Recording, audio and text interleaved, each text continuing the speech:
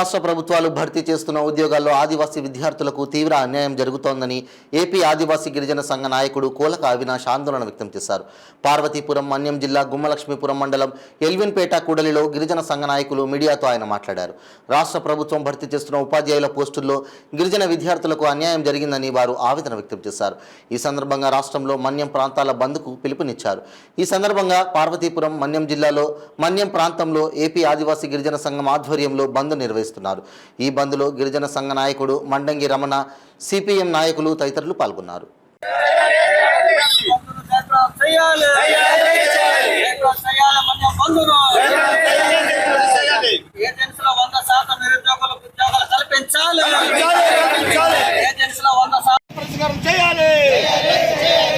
ప్రాంతాల్లో రోడ్లు వేయాలి, అన్ని ప్రాంతాల్లో రోడ్లు వేయాలి,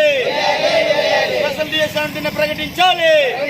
ఈరోజు ఏపీ ఆదివాసీ గిరిజన సంఘం ఆధ్వర్యంలో రాష్ట్ర మన్యం బంద్కి పిలుపునివ్వడం జరిగింది. ప్రధానంగా ఈరోజు రాష్ట్ర బంద్ చేస్తున్నటువంటి నేపథ్యం ఏంటంటే, రాష్ట్ర ప్రభుత్వం ఇటీవల కాలంలో 6100 ఉపాధ్యాయ పోస్టులు డిఎస్సి ప్రకటించడం జరిగింది. దీని మూలంగా రాష్ట్రంలో ఉండేటటువంటి ఏజెన్సీ ప్రాంతాల్లో నివాసం ఉంటున్నటువంటి ఆదివాసీ నిరుద్యోగులకి తీవ్రమైనటువంటి అన్యాయం జరిగింది. అందులో భాగంగానే ఈ రాష్ట్ర మన్యం బంద్ అనేది రాష్ట్ర వ్యాప్తంగా చేపట్టడం జరుగుతుంది.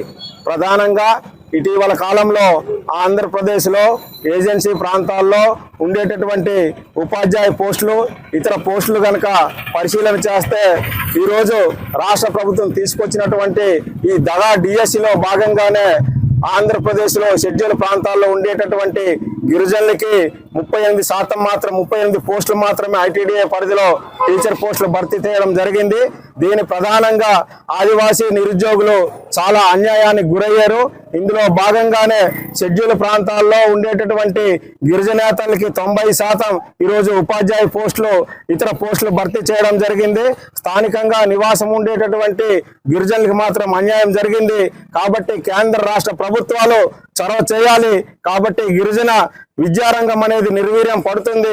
ఒకవైపు నిరుద్యోగ సమస్య విపరీతంగా గిరిజనుల్లో పెరుగుతుంది. కాబట్టి దీనికి పరిష్కార మార్గంగా కేంద్ర రాష్ట్ర ప్రభుత్వాలు పునరాలోచన చేయాలని ఈరోజు ఈ బంద్ సందర్భంగా తెలియజేస్తున్నా. ప్రధానంగా ఉమ్మడి ఆంధ్రప్రదేశ్లో జీవో నెంబర్ 3 ఉండేది. కానీ ఈరోజు సుప్రీంకోర్టు కొట్టివేయడంతో 100% ఉద్యోగాలు అనేవి ఆదివాసీలకు దక్కడం లేదు. దాని ఫలితంగా ఈరోజు ఆదివాసీ నిరుద్యోగులు తీవ్ర మనస్తాపానికి గురవుతున్నటువంటి పరిస్థితి.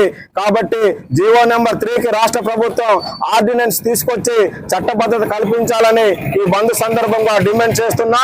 అలాగే మన రాష్ట్ర ప్రభుత్వం గతంలో ట్రైబల్ అడ్వైజరీ కమిటీలో 554 గిరిజన గ్రామాలు నాన్ షెడ్యూల్ గ్రామాల నుండి షెడ్యూల్ ప్రాంతాలుగా గుర్తించాలని ట్రైబల్ అడ్వైజరీ కమిటీ తీర్మానం చేసింది.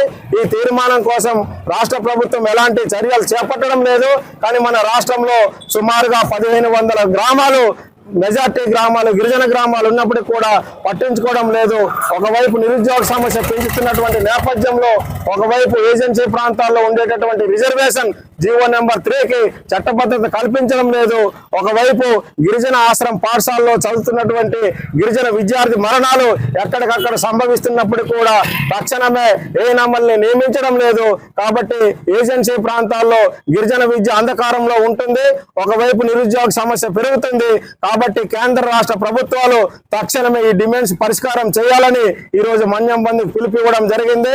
మీ అందరికీ తెలుసు, ఐటీడీఎస్ లో కానీ అలాగే ఐటీడీఏ పరిధిలో ఉండేటటువంటి బ్యాక్లాగ్ పోస్టులు కూడా ఏవి కూడా సంపూర్ణంగా గిరిజనులు కేటాయించి వాళ్ళకి ఆదుకోవడం అనేది లేదు.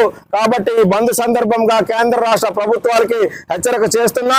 ఇప్పటికైనా గిరిజన ప్రాంతాల్లో ఉండేటటువంటి నిరుద్యోగులకి ఆదివాసీ స్పెషల్ డిఎస్సి ప్రకటించాలని ఈ సందర్భంగా మేము డిమాండ్ చేస్తున్నాం.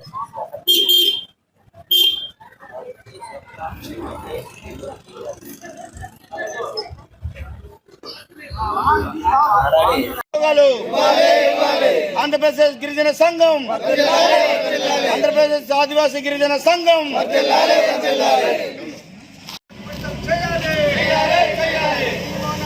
చట్టబద్ధత కల్పించాలి. జీవో నెంబర్ 3కి చట్టబద్ధత కల్పించాలి. కల్పించాలి.